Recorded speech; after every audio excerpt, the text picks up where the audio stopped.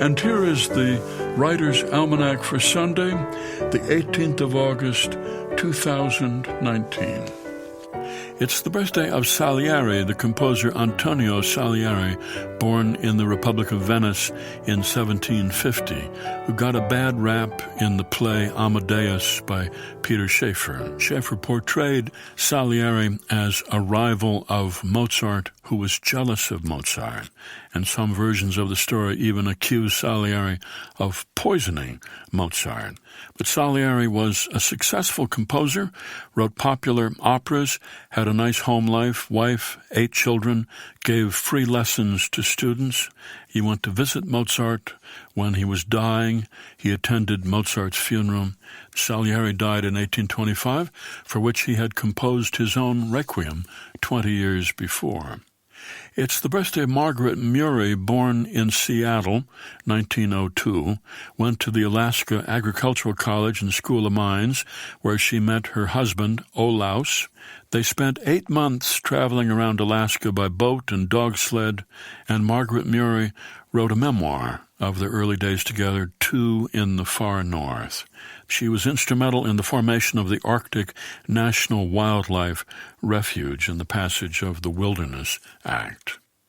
It's the birthday of Meriwether Lewis, the Lewis of Lewis and Clark, born just outside Charlottesville, Virginia, 1774. Clark was the outgoing one, and Lewis was quiet and meticulous. He was the one who kept the journals, recorded everything they saw, and when the account of the expedition was published, most of it was Lewis's work.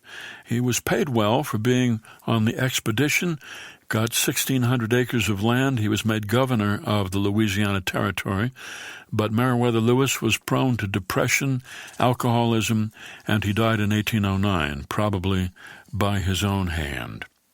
It was on this date, 1958, Nabokov's novel Lolita was first published in the United States, the story of middle-aged Humbert Humbert and his obsession with the 12-year-old daughter of his landlady. Graham Greene thought it was one of the best books of the year. E.M. Forster didn't like it, and neither did Edmund Wilson. And it was on this date in 1920, the 19th Amendment to the Constitution was ratified, which gave women the right to vote.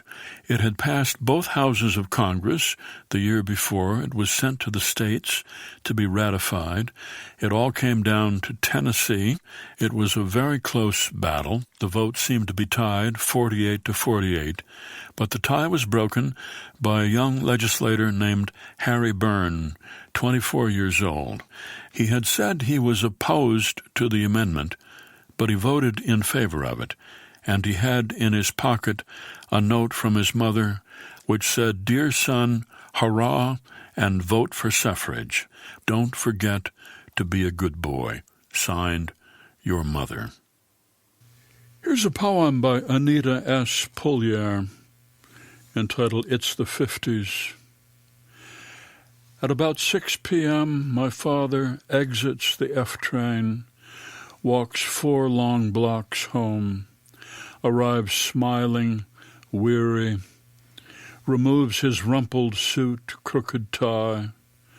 Mom, in an apron, gently shoos us away while 2 martinis on a tray slosh from kitchen to porch.